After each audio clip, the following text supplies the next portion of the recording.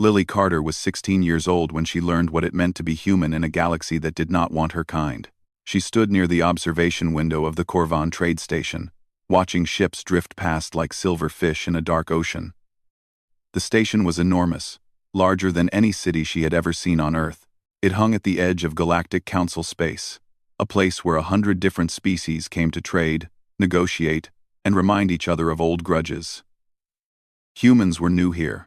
They had only been traveling between stars for about a century, and most aliens treated them like children who had wandered into a room full of adults. Her father, Daniel Carter, had brought her along on this trip because he had no one else to leave her with. Her mother had died 3 years ago from a sickness that Earth medicine could not fix. Since then, it had just been Lily and her father, moving from port to port on his small cargo ship, hauling supplies to the outer colonies. It was not a glamorous life, but it was theirs. Stay near the human merchant quarters, Daniel had told her, before leaving to negotiate fuel prices. Do not wander. Do not talk to anyone you do not have to. I will be back in 2 hours. Lily had nodded. She understood the rules. Humans did not have many friends out here. They were tolerated, sometimes traded with, but never respected. The older species looked at Earth the way a grown person might look at a toddler trying to join a conversation. Amusing, perhaps. Certainly not important. She had tried to stay where she was supposed to. She really had. But the merchant quarters were small and crowded, and the air recyclers made a grinding noise that hurt her ears, so she had walked just a little further, just to find a quieter spot, just to breathe. That was when the Vorath guards found her. There were 3 of them, tall and covered in dark scales that gleamed under the station lights. Their eyes were yellow and cold, and they wore armor that looked like it had been designed to frighten people. It was working. Human, the lead guard said. His voice came through a translator device on his chest, flat and mechanical. You are in a restricted zone. Lily looked around. There were no signs, no barriers, nothing to indicate she had crossed any kind of boundary. I did not know, she said carefully. I am sorry. I will go back. You will come with us. Her heart started beating faster. I have not done anything wrong. My father is nearby. He can explain. The guard did not care. He grabbed her arm with a grip that was too tight, his clawed fingers digging into her skin. She tried to pull away, but another guard grabbed her other arm, and then they were dragging her down the corridor, while other station dwellers watched in silence. Lily saw a group of Velkari traders turn their backs. She saw a Morvek diplomat pretend to study something on his datapad. She saw a dozen different species look at her, and then look away, because she was just a human, and humans did not matter. Please, she said. I did not do anything. Please let me go. The guards ignored her. They took her through corridors that grew darker and colder, deeper into the station where the lights buzzed and flickered. The walls here were metal and bare, and the air smelled stale. This was not a place for guests. This was a place for people that no one wanted to see. Finally, they stopped in front of a heavy door. One of the guards pressed a panel on the wall, and the door slid open to reveal a small room with nothing inside except a bench bolted to the floor. The walls were gray. The light was dim. It looked like a cage. They threw her inside. Lily stumbled and caught herself on the bench, skinning her palms on the rough metal. She spun around just as the door began to close. Wait, she said. You cannot do this. I have rights. My father will look for me. The lead guard looked at her through the narrowing gap in the door. His yellow eyes held no emotion at all. Your kind has no rights here, he said. You are far from Earth, little human. No one is coming for you. The door sealed shut with a sound like a tomb closing. Lily stood in the darkness, her breath coming fast and shallow. She could feel the cold already creeping into her bones. The room was freezing, much colder than the rest of the station. She had heard stories about how some species treated human prisoners. They kept them cold because humans were sensitive to temperature. They kept them hungry because humans needed to eat more often than most species. They kept them alone because humans were social creatures who suffered in isolation. They had studied humanity just enough to know how to hurt them. She pressed her hands against the door, but it was solid and unyielding. She called out, but her voice just echoed back to her, swallowed by the walls. There was no window, No panel, no way to contact anyone. She was alone. For a long moment, Lily just stood there, shaking. She wanted to cry. She wanted to scream. She wanted her father to burst through that door and take her away from this terrible place. But her father did not come. No one came. And then, slowly, she remembered something her mother had told her a long time ago, back when she was just a little girl afraid of the dark. The universe is big and scary, her mother had said. And there will be times when you feel completely alone. But you are never as alone as you think. And you are never as weak as they want you to believe. So when the darkness comes, you stand up straight, and you keep going. Because that is what we do. That is what humans have always done. Lily took a deep breath. Then, another. She unclenched her fists and straightened her back. She was cold. She was scared. She was trapped in a cell on a station that did not care if she lived or died. But she was still standing. And somewhere out there, her father was looking for her. She had to believe that. She had to hold on to that, because the guards had made a mistake. They thought she was just a weak little human girl who would sit in the dark and wait to be forgotten. They did not know her at all. The cold was the worst part. Lily had been in the cell for what felt like hours, though she had no way to know for certain. There was no clock, no window, no sound from outside, just the gray walls, the dim light, and the freezing air that seemed to seep into her bones, no matter what she did. She had tried sitting on the bench at first, but the metal was so cold that it hurt to touch. So she had started moving, walking back and forth across the small room, doing jumping jacks until her muscles burned, push-ups until her arms shook, anything to keep the blood flowing, to keep the cold from winning. Her mother had told her once that humans were survivors. That was the thing about their species that no one else seemed to understand. Humans did not have scales or claws or natural armor. They were not the strongest or the fastest or the smartest beings in the galaxy, but they were stubborn in a way that other species found almost impossible to comprehend. They adapted. They endured. They refused to give up, even when giving up was the only logical choice. Lily thought about that as she paced the cell. She thought about all the stories from Earth's history that her father had told her during long nights on their cargo ship. Stories about people who had crossed frozen wastelands, who had survived in deserts with no water, who had kept going when everything said they should stop. Humans had climbed out of caves and spread across an entire planet, and then reached for the stars. Not because they were the most qualified species to do so, but because they simply refused to accept that they could not. She was not going to freeze in this cell. She was not going to break. The guards wanted her to sit in a corner and shiver and cry. They wanted her to be small and weak and easy to forget. That was how they saw humans. That was how most of the galaxy saw humans. But Lily was her mother's daughter, and she was not going to make this easy for them. She started humming songs to pass the time. Old Earth songs that her mother used to sing while cooking dinner in the tiny kitchen of their old apartment. Songs about rivers and mountains and places that existed only in memory now. The sound of her own voice helped. It reminded her that she was still alive, still present, still fighting in her own small way. When she got tired of humming, she started counting things. The rivets in the walls, the scratches on the floor, the number of steps it took to walk from one end of the cell to the other. She made up math problems in her head and solved them. She recited poetry that she had learned in school. She did everything she could to keep her mind sharp and focused, because she knew that the cold was not the only enemy. Despair was worse. Fear was worse. The moment she stopped fighting was the moment she truly lost.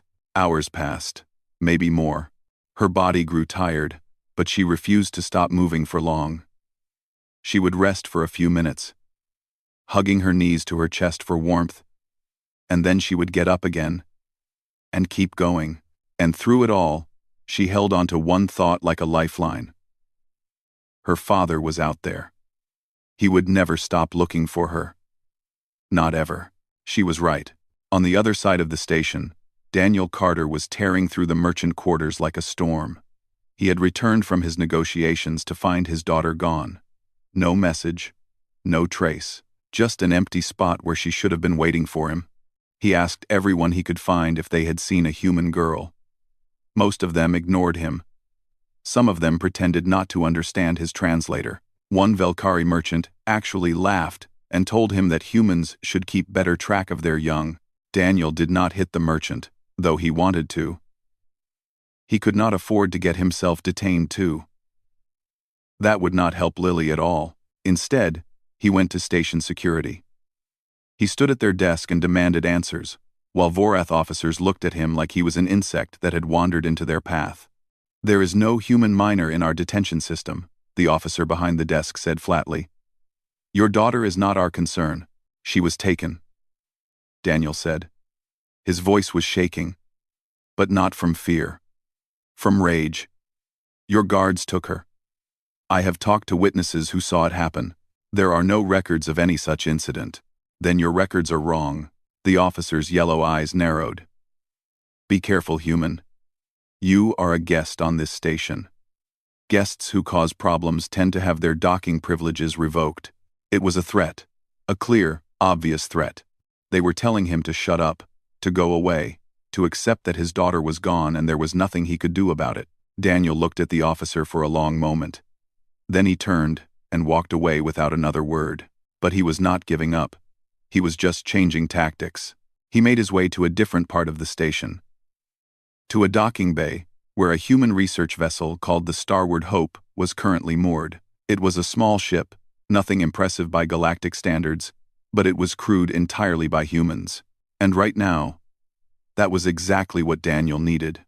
The captain's name was Grace Holloway. She was in her 50s, with gray hair cut short, and eyes that had seen more than their share of trouble. She had served in Earth's first interstellar exploration fleet, back when humanity was still figuring out how to navigate between stars. She had dealt with hostile aliens, corrupt officials, and every kind of crisis the galaxy could throw at her. She listened as Daniel explained what had happened. Her expression did not change, but something hardened behind her eyes. "They took your daughter," she said when he finished, "and they are pretending they did not." "Yes, and you came to me because you need help getting her back." "I came to you because I have nowhere else to go." Daniel's voice cracked. "She is all I have left. I cannot lose her too." Grace was quiet for a moment. Then she stood up and called for her first officer, a man named Cole Bennett, and her security chief, Nate Delgado. "We have a situation," she told them. "An Earthborn child is being held illegally, somewhere on this station. We are going to find her and bring her home." Cole and Nate did not ask questions. They did not hesitate. They simply nodded and began preparing. Because that was what humans did. When one of their own was in trouble, they showed up. They did not wait for permission or approval or official channels. They did not care about politics or consequences. They just showed up. And the Corvin station was about to learn what that meant. Grace Holloway had been in space for 30 years. She had seen things that would give most people nightmares. She had faced down pirates, navigated through asteroid fields, and once talked her way out of a standoff with a Morvek warship that outgunned her vessel 10-1. She was not a woman who scared easily, but right now, looking at Daniel Carter's face, she felt something that was not quite fear but close enough. It was the cold, quiet fury of someone who understood exactly what was at stake. A child. They had taken a child. She gathered her senior crew in the briefing room of the Starward Hope. Cole Bennett sat to her left, his datapad already filled with station schematics that he had somehow acquired in the past 20 minutes. Katie Marsh, the ship's engineer, was running calculations on power signatures that might indicate where detention cells were located, and Nate Delgado was checking his equipment, even though they were not planning to use weapons. Not unless they had to. "Here is what we know," Grace said, pulling up a map of the station on the main screen. "The Vorath run security on this station. They answer to the Corvin Council, but in practice, they do whatever they want. If they took Lily, she is probably being held in one of the lower detention levels." "Why would they take a random human girl?" Katie asked. "What is the point?" "Power," Nate said quietly. "They take her because they can. Because humans are new and weak, and no one will stop them. It sends a message to every other human on this station. Stay quiet. Stay small. Or this happens to you too. The room was silent for a moment. Everyone understood what he meant. Humanity had only been part of the galactic community for a few generations. They had no major allies. They had no military presence this far from Earth. In the eyes of most species, they were barely worth noticing. And that made them easy targets. The station's security office claims they have no record of any detention, Daniel said. He was sitting at the end of the table, his hands clasped in front of him like he was trying to hold himself together. They are lying. I know they are lying. But I cannot prove it. You do not need to prove it, Grace said. We are not going to ask their permission. She turned to Cole. What are our options? Cole pulled up a new display. The detention levels are in the lower sections of the station, near the maintenance areas. Access is restricted, but I have found a few service corridors that are not as well monitored. If we move quickly, we can get close without triggering any alarms. And if they catch us, then we have a problem. Cole shrugged. But we will deal with that when it happens. Grace nodded. She had expected nothing less. Her crew was not made up of soldiers or special operatives. They were scientists, engineers, pilots. But they were also human, and humans had a way of rising to the occasion when it mattered. There is one more thing we need to do, she said. She pulled out her personal communicator and began typing a message. Earth Command needs to know what is happening here. The message was short and direct. Earthborn miner detained illegally on Corvan Station. Local authorities uncooperative. Initiating retrieval. Requesting backup. She sent it without hesitation. The signal would take a few minutes to reach the nearest relay station. And then it would bounce through the network until it reached Earth Command's emergency receivers. Response time was usually measured in hours, sometimes days. They could not afford to wait. But Grace sent the message anyway. Because even if help did not arrive in time, Earth needed to know. Someone needed to know. They left the ship 15 minutes later. Grace led the way, with Daniel at her side and the rest of her crew close behind. They moved through the station's corridors like they belonged there, walking with purpose, not hurrying, not drawing attention, just humans going about their business. Other species glanced at them and looked away. Humans were not interesting. Humans were not important. That was what everyone believed. That belief was about to be tested. As they approached the maintenance section, Grace's communicator buzzed. She glanced at the screen and stopped walking. What is it? Daniel asked. She showed him the message that had just arrived. It was from Earth Command, and it had come much faster than she had expected. Acknowledged. Backup en route. Do what you have to do. Daniel stared at the screen. What does that mean? How can backup be en route already? Grace smiled, and there was something fierce in it. It means we are not the only humans on this station. There are other ships docked here.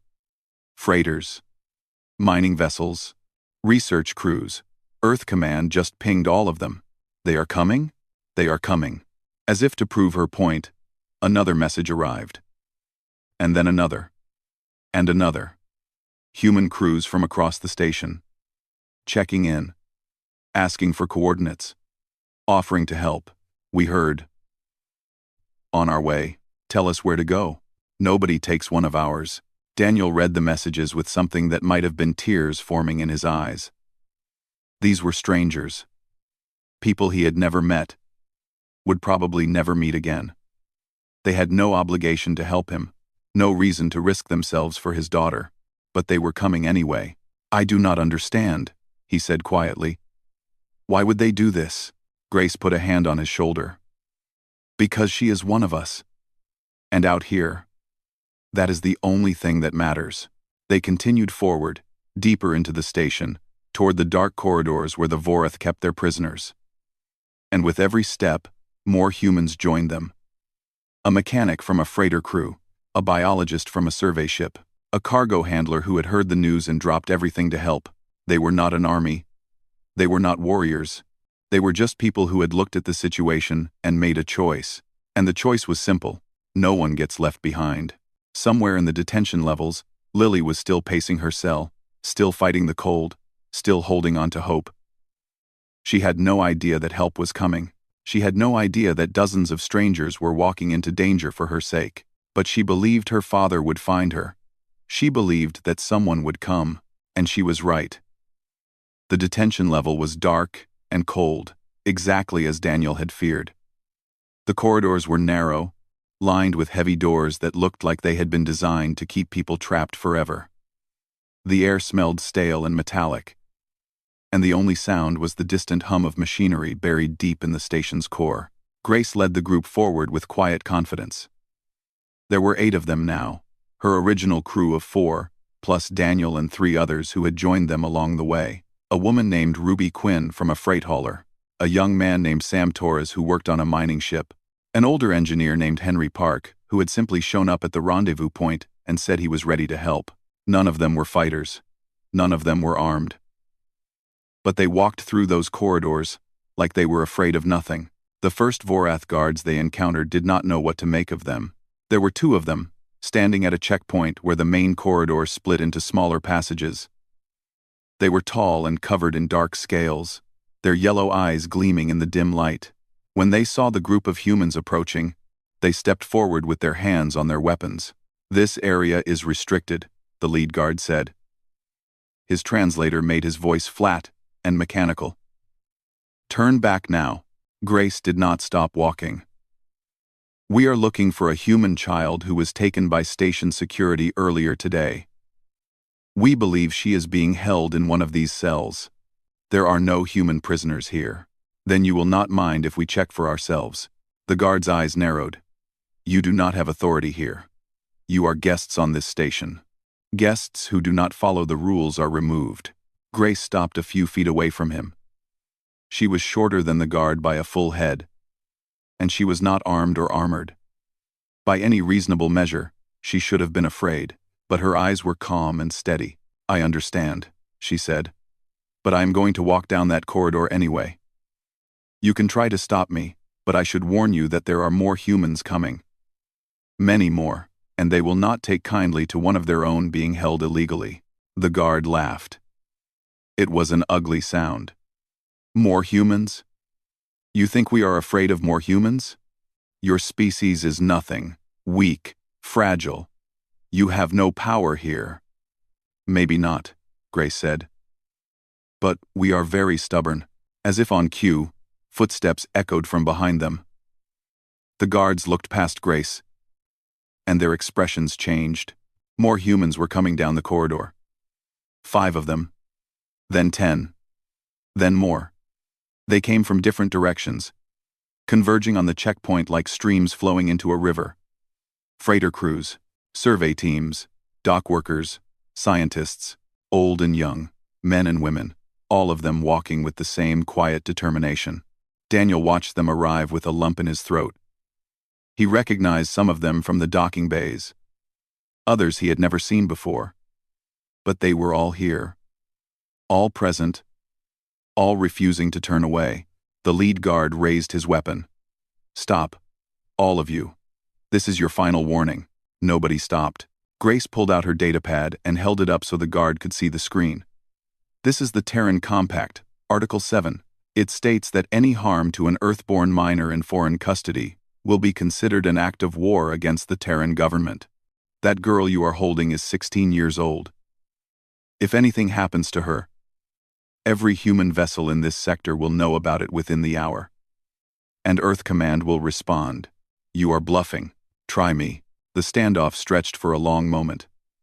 More humans arrived. 20 now. Then 30. They filled the corridor, standing shoulder to shoulder, watching the guards with eyes that held no fear. The second guard leaned toward his partner and said something in a language the translators did not pick up. Whatever he said, the lead guard did not like it. His scaled face twisted with frustration. "This is madness," he said. "You would risk everything for one child? One useless, insignificant child?" Nate Delgado stepped forward. He was not a big man, but something in his presence made the guard take a step back. "She is not insignificant," Nate said quietly. "She is one of ours. And we would burn this entire station to ash before we let you hurt her." The guard stared at him. For the first time, something like uncertainty flickered in those yellow eyes. He did not understand. None of them understood. How could they? Most species in the galaxy looked out for themselves. They formed alliances based on power and profit. They calculated costs and benefits and acted accordingly. But humans did not think that way. Humans formed bonds that defied logic. They would cross galaxies for people they had never met. They would stand against impossible odds for strangers who shared nothing with them except their species. It was irrational, it was inefficient, and it was absolutely terrifying to anyone who stood against it. "Open the cells," Grace said. Her voice was calm but final. "All of them. Now." The guard hesitated. He looked at the crowd of humans, at their faces, at the absolute certainty in their eyes. He thought about the report he would have to file if this turned violent. He thought about the questions his superiors would ask.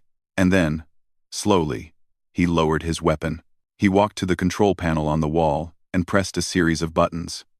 One by one, the cell doors along the corridor began to slide open. Daniel was running before the first door was fully open. He sprinted down the corridor, checking each cell, calling his daughter's name. "Lily. Lily, where are you?" And then, from the third door on the left, a voice answered. "Dad?" He nearly fell through the doorway. And there she was, standing in the middle of a bare cell, pale and shivering but alive. Her eyes went wide when she saw him, and then she was running toward him, and he caught her in his arms and held her so tight he was afraid he might break her. "I have got you," he whispered into her hair. "I have got you. You are safe now." Behind them, the corridor filled with cheers. Humans clapping, calling out, celebrating a victory that should not have been possible. The Vorath guards watched in stunned silence as the crowd surrounded the girl and her father, protecting them, welcoming them, refusing to let them be alone again. And somewhere in the back of Grace Holloway's mind, a thought formed that she would hold on to for the rest of her life. This is what we are. This is what they will never understand about us. We do not leave our own behind. The walk back through the station felt different. Lily held her father's hand as they moved through the corridors, surrounded by humans she had never met. Her legs were shaky from the cold, and her whole body ached from hours of trying to stay warm. But she kept walking. She would not let them carry her. She wanted to walk out of there on her own 2 feet. The station dwellers watched them pass.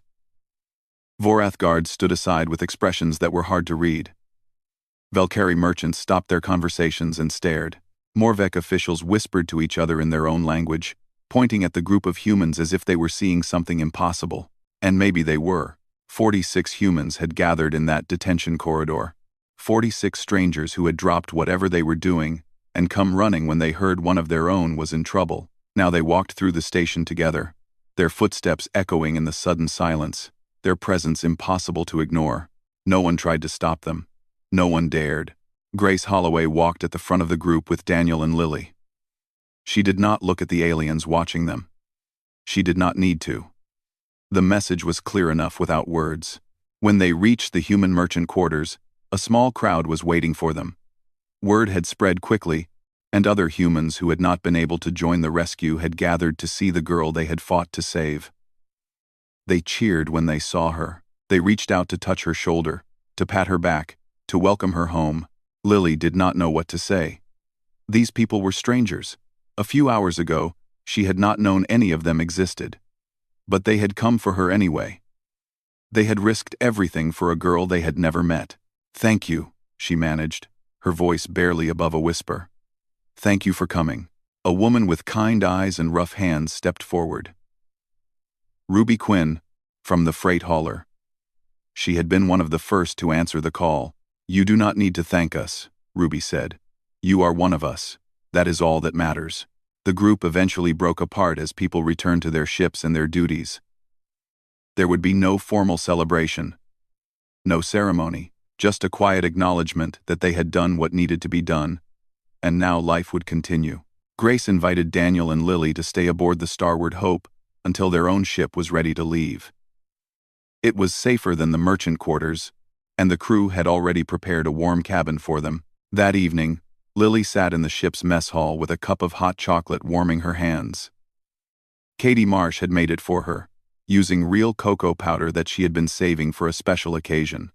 The taste of it was almost unbearably good after hours in that frozen cell. Grace sat across from her, sipping her own cup of coffee.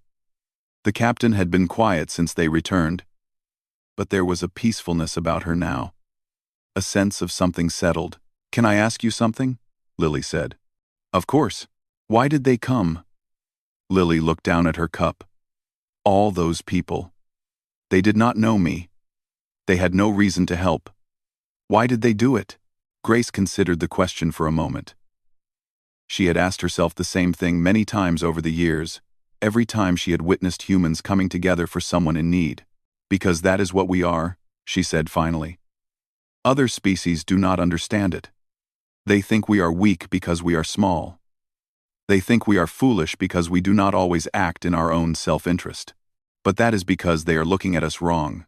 She set down her coffee and leaned forward. "Humans are not strong because of what we are individually. We are strong because of what we are together. When one of us is in trouble, all of us feel it. When one of us is threatened, all of us respond. It is not logical, it is not efficient, but it is who we are. And it is why we have survived everything the universe has thrown at us." Lily thought about that for a long time. She thought about her mother, who had always said that the most important thing in life was the people you loved. She thought about her father, who had crossed a station full of hostile aliens to find her. She thought about the 46 strangers who had walked into danger for a girl they had never met. "They thought I was alone," she said quietly. Grace smiled. That was their first mistake. The story spread faster than anyone expected. Within days, every human vessel in the sector knew what had happened on the Corvin station. The girl who was taken, the call for help, the 46 humans who had answered, the Vorath guards who had been forced to back down. It became something of a legend among human spacers. A reminder that no matter how far they traveled, no matter how isolated they felt, they were never truly alone. But the story reached other ears too. In council chambers and diplomatic offices across the galaxy, officials began to talk about what had happened. They analyzed it. They debated it. They tried to understand it. The Vorath filed a formal complaint, claiming that the humans had threatened violence and disrupted station operations. The complaint was quietly dismissed when it became clear that pursuing it would only draw more attention to what they had done. Other species watched and wondered. Humans were strange creatures. They were physically unremarkable, technologically behind, politically insignificant. By all measurable standards, they should have been easy to ignore. But they kept showing up for each other, every single time. A Velkari diplomat, watching the reports from the station, turned to his colleague and said something that would be repeated often in the years to come. "They are not a species," he said. "They are a family, and families are dangerous." Far away, aboard a small cargo ship heading back toward the inner colonies, Lily Carter stood at the observation window and watched the stars drift past. Her father was asleep in the cabin behind her, finally resting after days of barely sleeping at all. She was still thinking about Grace's words, about what it meant to be human, about the 46 strangers who had become something more than strangers. She pressed her hand against the cold glass and looked out at the darkness. The universe was big and old and full of beings who thought humans were nothing. They thought Earth was insignificant. They thought one little girl did not matter. They were wrong, because Lily was not alone. She had never been alone, and as long as humans looked out for each other, as long as they answered each other's calls and refused to leave anyone behind, the galaxy would never be able to ignore them again. She smiled and whispered to the stars, "We are still here, and we are not going anywhere."